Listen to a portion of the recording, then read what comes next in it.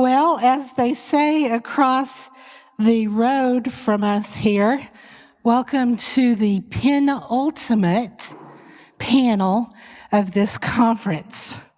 And if you didn't mean to be in the workplace accommodation, a battle one, a battle continuing, you're in the wrong class. Everybody's here. All right, great. Well, I wanted to introduce our panel this morning, or rather this afternoon to you. We have a very fortunate opportunity to have a team that is from the Supreme Court steps just a few months ago with us for this panel this afternoon.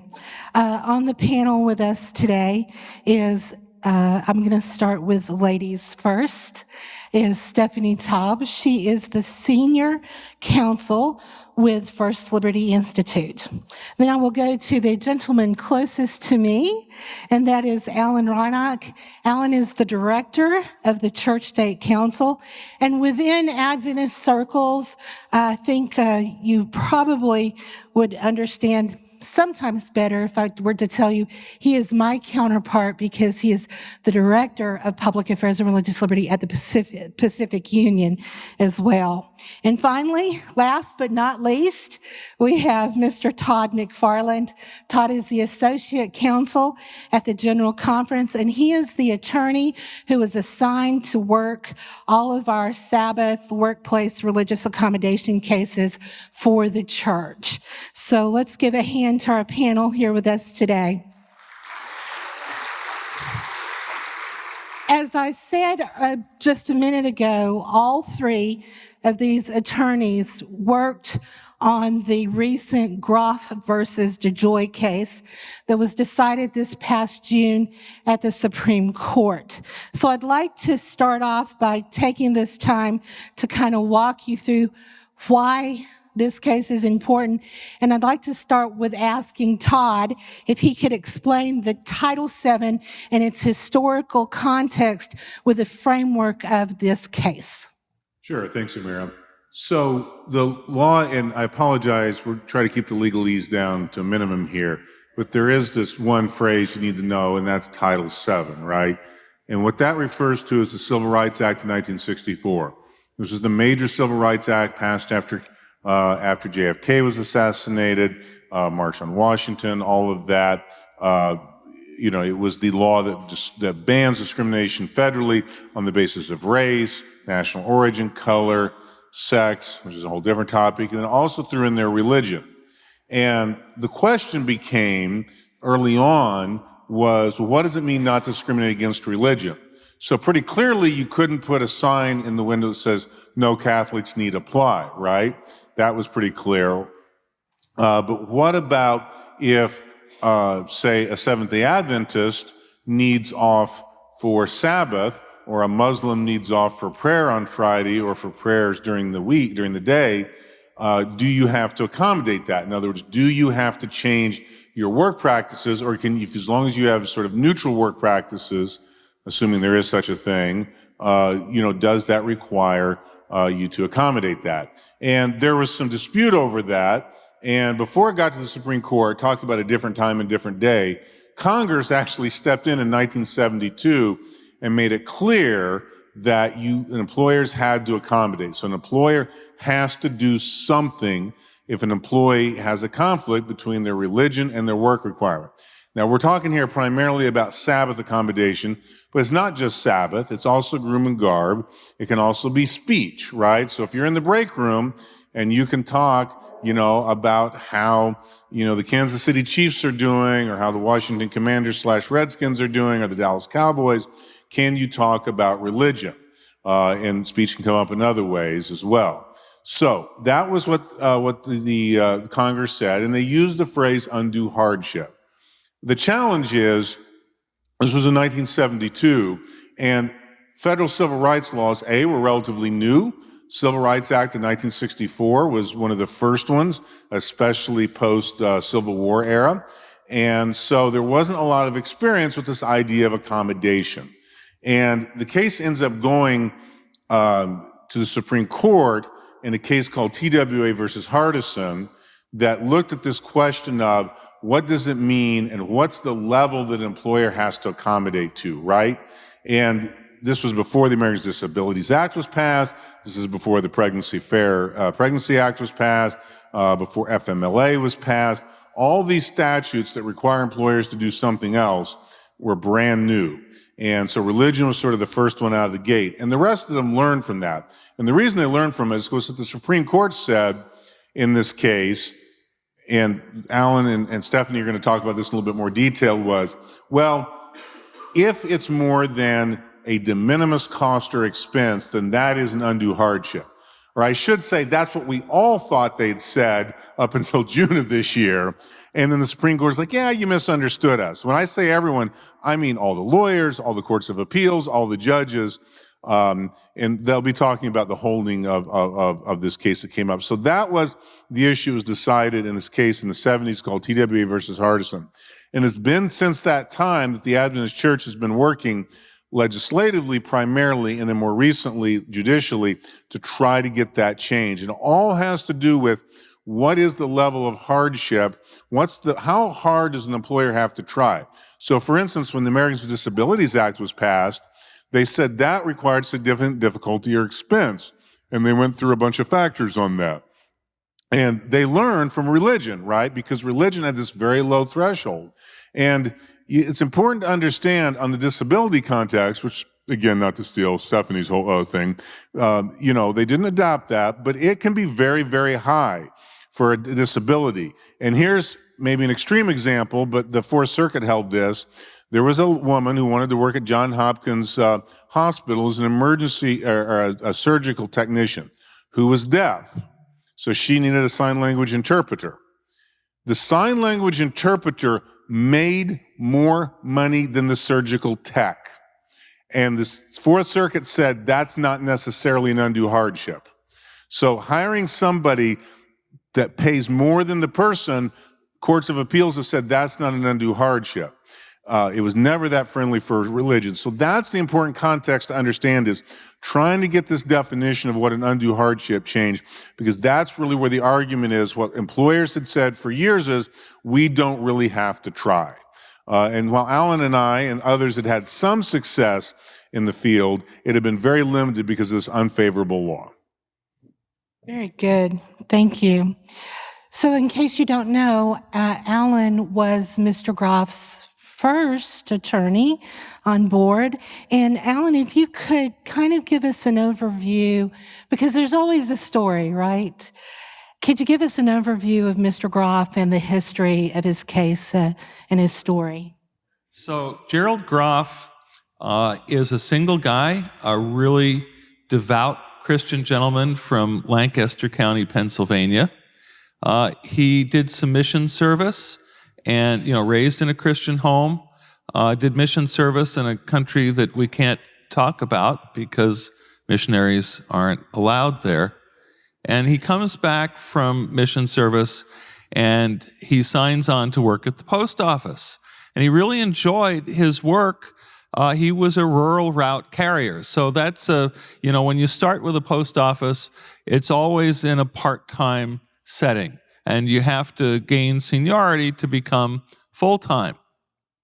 And he really enjoyed, doing the delivery in the rural area of Pennsylvania. But a funny thing happened called the contract with Amazon. And when the Amazon contract came in, that's when the trouble started, because, of course, outside of a couple of Adventist communities, this used to be one of them, I don't know if it still is, mail carriers don't deliver on Sundays. There have been a few Adventist communities where mail carriers didn't deliver on Sabbath. Angwin, when I was there at PUC years ago, and they still don't deliver on Sabbath in Angwin.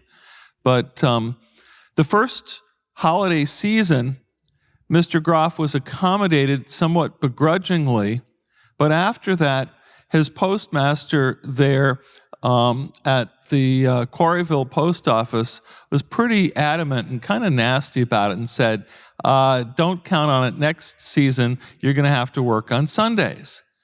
And so Gerald looks around, and there's a smaller post office nearby that wasn't part of the Amazon contract.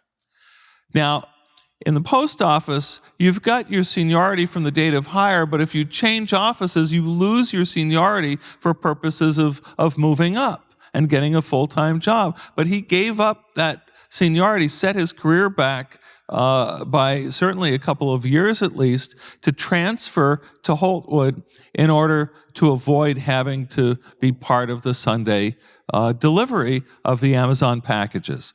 Well, the next year, the Amazon contract comes to Holtwood. And, that's when the trouble begins. Now, there was a time when the individual who was scheduling, he did what you would expect any kind of pragmatic person to do. He just went ahead and scheduled Sundays knowing that Gerald wasn't going to be there. And he didn't have any problem getting the Sundays covered. But alas, management does what they do and said, you can't do that because everybody's got to be treated exactly the same. Well, that really wasn't the law, but that is the post office. And I will tell you, in 30 years working at the Pacific Union, I have never not had a postal service client. There's a reason we have the expression going postal. Are you saying that guns don't kill people, postal employees do? And by the way, when the I'm kind of jumping around here, but when the Supreme Court was talking about, the impact on coworkers and their morale, I was so tempted to jump up and shout at them and say, you do know this is the post office we're talking about and you're worried about morale? Anyway, so Mr. Groff was accommodated at times, but when management said, no, you got to put him on the schedule, well, what do you think happened? So he's on the schedule for Sundays, and he has to call in the day before and let the scheduler know that what the scheduler already knows, which is he's not coming in. And so when the scheduler had to scramble at the last minute, that's when they ran into some trouble. Well, long story short, Gerald gets issued progressive discipline. Now, mind you, at the post office, discipline is not supposed to be punitive. It's corrective in nature. So the post office wants to correct his observance of Sunday as the Lord's Day. That's a problem that needs to be corrected in the minds of the post office. Well, he collects so much discipline and so many warnings that after the next holiday season, he's about ready to get fired, and he resigned rather than have a termination on his federal employment record, which would prevent him from ever getting another federal job. So, and after that, of course, we begin, well, even before he's fired, we begin all of the legal proceedings, which for federal employees, there's a phrase we use, you have to exhaust your administrative remedies. And unlike many legal terms, it's very well chosen because it is exhausting to exhaust your administrative remedies. Very nicely put. By the time Groff made it to appeal, Stephanie and the Liberty Institute had stepped in to assist in the case. And Stephanie, could you continue the story and kind of go over the Supreme Court, its holdings, and maybe give us an overview of the next steps in this case, because it's not over. And tell us kind of what's left, what remains as we finish up with this decision. Absolutely, and thank you so much for having us on. And so First Liberty Institute, my law firm, we were honored to join Alan in representing Gerald. And Gerald just has such courage of his convictions that he could not violate the Lord's Day, that it meant losing his job. And so we appealed this case all the way up to the United States Supreme Court. The Supreme Court, as you know, they don't take every case. They only take about 1 or 2% of cases. So we were really fortunate that they decided that this was the case, this was the time that we need to correct this holding, the TWA v. Hardison case that's been around for almost 50 years. 46 years. Yeah, and has been causing trouble the whole time.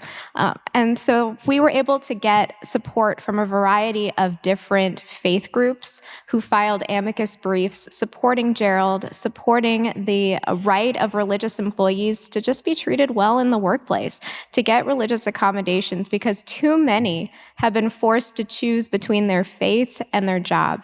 So we assembled, there were about 35 different briefs supporting Gerald. We had Muslim groups, Jewish groups, Seventh-day Adventists, Catholic, Hindu, Sikh, variety of different faiths just all come together to tell their stories about how their employees have been fired, have been forced to face this choice. Do they stay true to their convictions, or do they have to find their new job? Sometimes for Sabbath observers, it can mean there's a whole areas of the workforce that you're not able to join if employers aren't taking their obligations under the law seriously. So the Supreme Court, or the beautiful thing about this case is that it brought together different sides. So you can have people on the left and the right that can come together for this principle that we should treat our employees of faith well.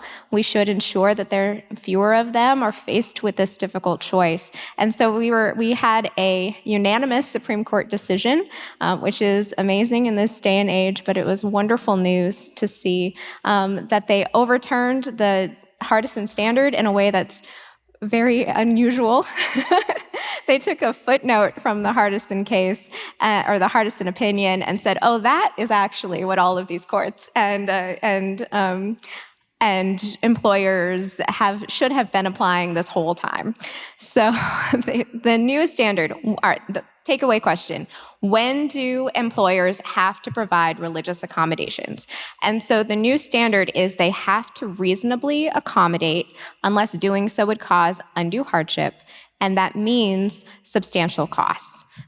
So here, for so long, all the employers had to do was point to some minimal burden to justify denying religious accommodations. But now they have to provide more meaningful accommodations. They have to do so unless it would cost substantial costs. So this is a very robust standard. We are so pleased with this victory that will help people of faith across the country. Very, very, very happy without that. But you're right, the battle is not over. It remains to be seen whether courts, employers will get the message. It remains to be seen how this will apply in different contexts beyond Sabbath, beyond dress and grooming. It can apply whenever a person of faith is called upon to do something on the job that violates their beliefs. So we've seen requests for religious accommodations when it comes to vaccines, when it comes to compelled speech, and in the healthcare context. I'm happy to talk about case that we have going on about CVS, and I know my other panelists have quite a few other cases that we're continuing to fight to make sure that this principle is protected. Absolutely. Alan, you look like you want to jump in. Looks like the wheels are spinning. So the case isn't over.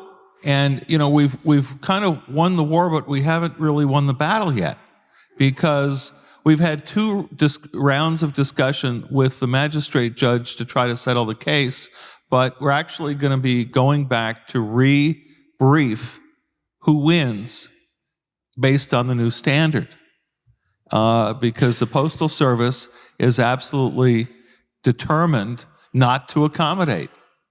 Yeah, so Alan's right. So the court held, okay, this is the actual legal test that all of these employers have to use now. And then they sent it back down for further consideration for application at the trial court level to see, okay, did the post office actually abide by this test? Spoiler alert, they didn't, but we have to prove it. But we'll see if the courts hold that. I was joking with Stephanie before. I hope there's not a time we're referring to the decision that came back in June as Groff 1, right? And because, this has to go back. But, this is not just in this decision, and we hope best for Gerald Groff. I think what's really important is how courts around the country apply this in different situations. You talk about getting the message. There's a employer defense side group called the Society of Human Resource Managers, very employee unfriendly, called SHRM. That's what it goes by. And their first take on this was, we're gratified the court upheld 40 years of precedent, right? And then they had to sort of backpedal on that later and says, well, wait a minute, actually, they did reverse Hardison just without saying it. So that's the message I think we got to get out. We want to remind you that if you have a question, click the QR code that you see on the screen and feel free to type in your question, and then we will relay it through our relay service over here up to the panel. Do we have any questions so far? Great, we do. Do we want to start asking questions? That's fine. Yeah? All right.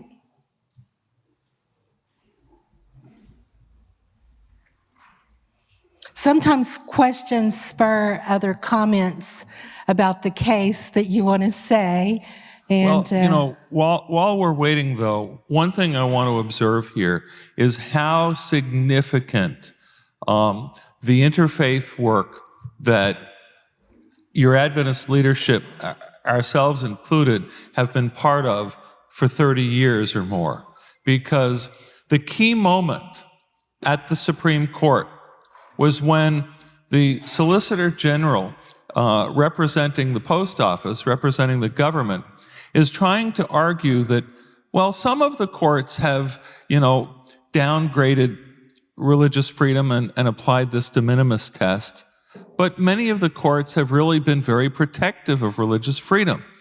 And Justice Alito cut her off, interrupted her, and he held up a stack of briefs, and he said, the Sikh community and the Muslims and the Orthodox Jews and the Seventh-day Adventists don't agree with you. It was the work that we had built, building a legislative coalition from the mid-1990s, that all of these groups showed up with their briefs, with their stories, basically saying in their own words, it's not working. Our members, our folks are getting hurt. You got to do something to fix this. For those of us that were in the courtroom or had the honor to be there, it was a very visual event because the Supreme Court, all the briefs are color-coded, and amicus briefs are green. So you're sitting out there, and you can see this. And he's literally just taking the briefs off one at a time, reading from the covers. They don't agree with you. They don't. And just going through them. And you could literally see him going through these physical briefs. And, yeah, the Adventist Church played an important role, but so did all the others. We filed 2 different briefs on different issues with different legal organizations and so forth, both of which I'm happy to say got cited. Yes, they did. And is there the opinion cited all of those as well. And I'm sorry, I know you've got questions. I have a question, though. Is there an expectation that there will be new guidance issued from the Equal Employment Opportunity Commission off of this? So we are in conversations with the EOC on this. I don't want to front run that. But the church, combined with other advocacy groups, including the Orthodox Union, are working to try if we can get that. The EOC, like any government bureaucracy, takes a long time. Okay, John. So, is this on? Can you hear me?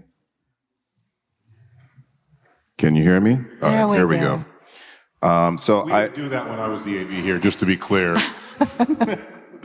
So I have not been identifying who's been sending questions in, but this is from a frustrated PARL director. And the question is, are HR departments across the country being educated about the ramifications of the Groff decision? are parl directors having to fight against uninformed HR directors? For clarification, so that the room knows, when we use the terminology PARL, it stands for Public Affairs and Religious Liberty, but we're lazy, so we just say PARL. So, Sorry, I'm being lazy. It's okay. one of the things that we're trying to do, again, in addition to working with the EOC, is talk to organizations like SHRM and these others and try to get out to the HR directors through their professional training that things have changed. But 50 years of inertia is not going to change on a dime.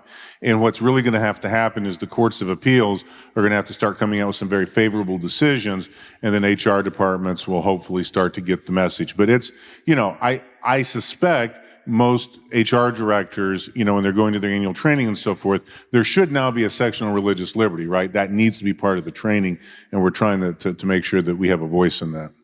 So I've done a number of panels about the case. And on several of them, there are representatives, attorneys who represent employers, the defense side. And when I talk with them, they remind me that for every case that comes across my desk, they're probably, counseling their clients on dozens of others that they're providing accommodations for, and that, we're seeing the ones that really mess things up. Right? So I do know that the employer side is getting an earful about this case, and that they're going to have to take accommodation seriously from now on.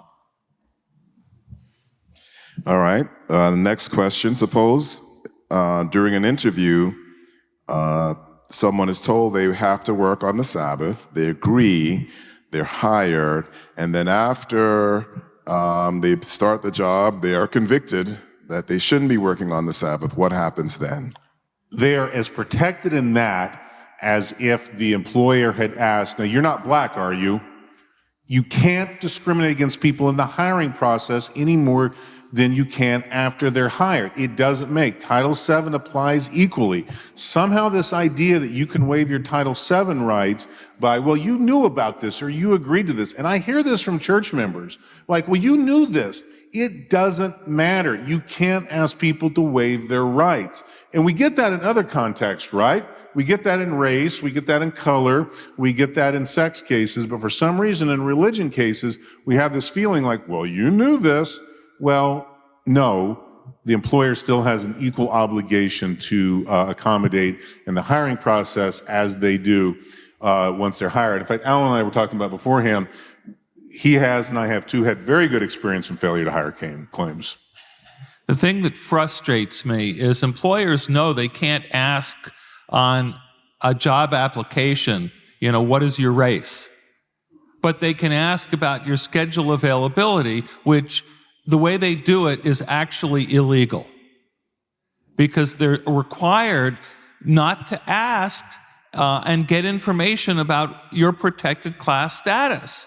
And the EEOC regulations actually direct them to, if they're going to say, well, we need to know about your schedule availability, that you're not to disclose if you're unavailable because of your religion. So, it's your right not to have to disclose that. But, if you're asked a straight question, Adventists want to give a, straight answer because we value our integrity. But we also probably don't want people to go into a job interview and say, Alan Reinach told me you can't ask me that, right? Yeah. You have to be a little bit more clever. It's not how you win friends and influence people. Right. Yeah, and absolutely, your question was about, or also about, someone who has a change of heart and is and after starting the job as well, and the law does protect them. I mean, the question is whether this is sincere. But if you do have a change of heart, this happens all the time. That actually happened in the Hardison case. That was some of the facts in that particular case. So, next question. Why should an employer be coerced to accommodate an Adventist when they're not discriminating on the basis of their religion, but simply for practical, non-religious reasons? Sorry, I don't mean to be the one that jumps in all the time. Because that's what the law requires. We answered this question in 1972. We answered it back in 1991 when the ADA was expired, was put in place. You don't get to exclude people just not because of their status, that's illegal, but also because of their religious belief. People have the right to both be employed and to keep their faith. And there is an out for the employer. It's a higher standard now. But, if you've got a job you truly can't accommodate, then employers do have that defense. And I gave the example this morning during church, right? We had an airline that refused to hire a person as a pilot when they had the guy's roommate working for there who had never flown on Sabbath. Yet they refused to hire him. And they had actually other Adventists that work at that same airline that have been there longer. And so these employers just get in the idea, well, we can't do that because they don't want to even try. Where there's a will, there's a way. And yeah, there are some jobs in which, it's going to be hard to be a college football coach and not at work on Saturday. But those are very few and far between. So, I want to approach it a little differently, John, because the way the question was framed, it sounds kind of like, the libertarian angle. Why aren't employers just free to do what they want?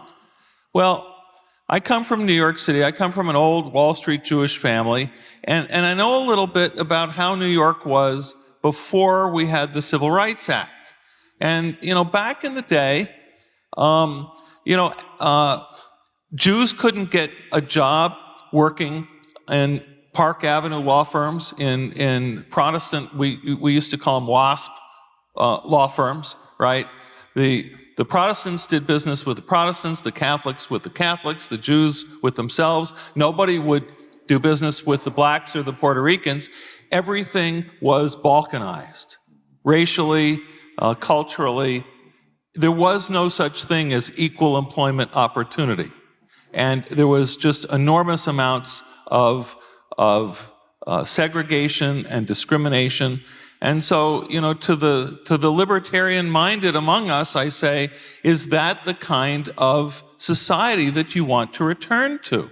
Because that's what we're really talking about. Do we want a society where we really do have equal employment opportunity and people can prove their worth and not be hired or not hired based on irrelevant demographic information? Or, are we all, children of God and we can succeed? To me, that's the American way, right? We all have an opportunity to show what we're made of and what we can do. Yeah, and it's important to remember that employment accommodations in law, there's a variety of areas where we give accommodations regularly. You have the Americans with Disability Act, you have accommodations for veterans, accommodations for pregnant and nursing mothers. And so no one to ask the question, should we give you a nursing break for a nursing mother so that she can do her job? So it's similar. And we make accommodations. A lot of times they're easy accommodations, but employers needed this nudge to actually do the right thing and accommodate. All right, so Todd, this next question is directed to you. And this is when the church is now the employer, and referencing specifically our hospitals, what happens when a nurse wants an accommodation to observe the Sabbath? So I'm going to answer that both legally and then sort of as a practical matter. So the legal answer is in Title VII, and there's an exemption for religious nonprofits. And if that wasn't the case, then you wouldn't be able to hire co-religionists ministerial jobs are covered underneath a different constitutional principle. So there's an exemption in Title VII for religious organizations.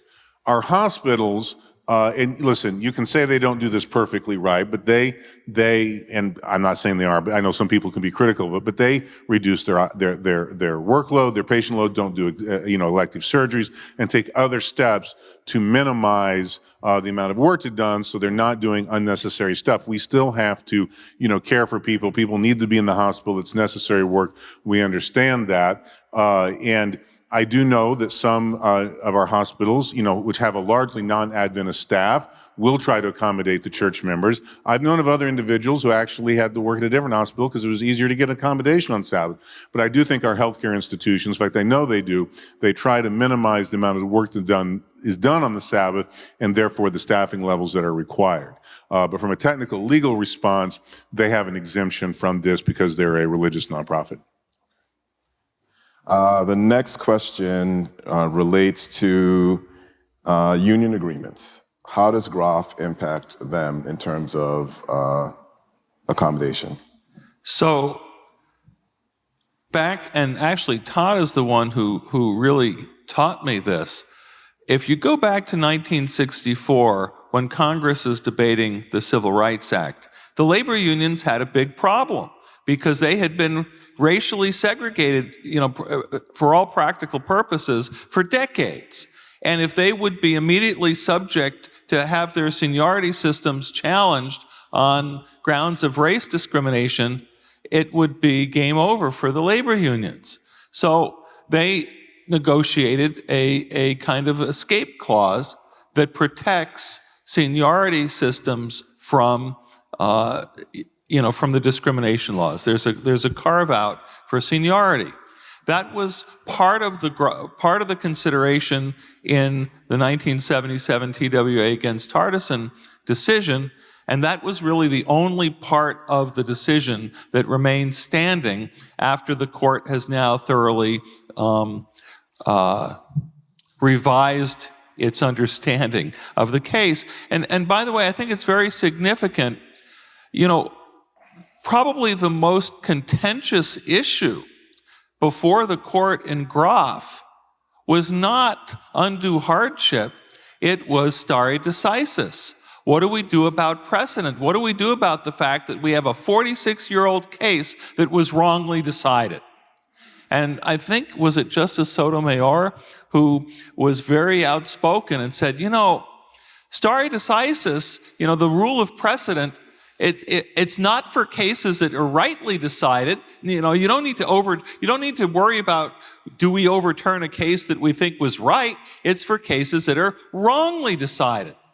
And they were concerned because the liberal wing of the court is very concerned about whether the conservatives are going to be overturning more rights after the Dobbs decision overturned Roe versus Wade. And so Alito kind of skirted that issue by reinterpreting Hardison in a way that could calm or placate the fears of the left and get everybody to agree on the undue hardship standard.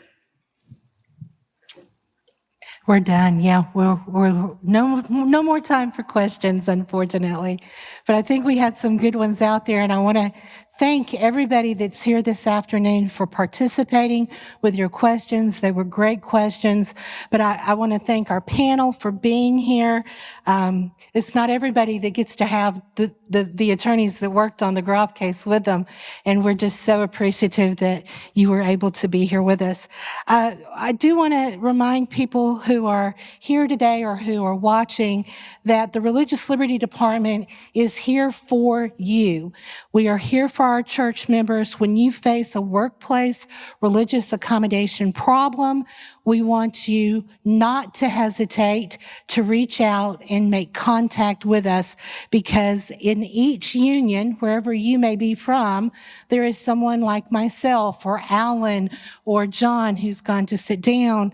We're here to help you, and we love helping you, and we love you, and we want to be able to make sure that you are successful in all aspects of your life, including your work life, balancing it with your spiritual life as well. So thank you for being here, and I will turn the time over to our next presenter to give Pastor Meyer time.